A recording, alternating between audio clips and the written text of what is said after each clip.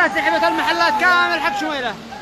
هذه البطانيات، هذه البطانيات والفرش حق أصحاب المحلات، وهذا الماء إلى داخل المحلات.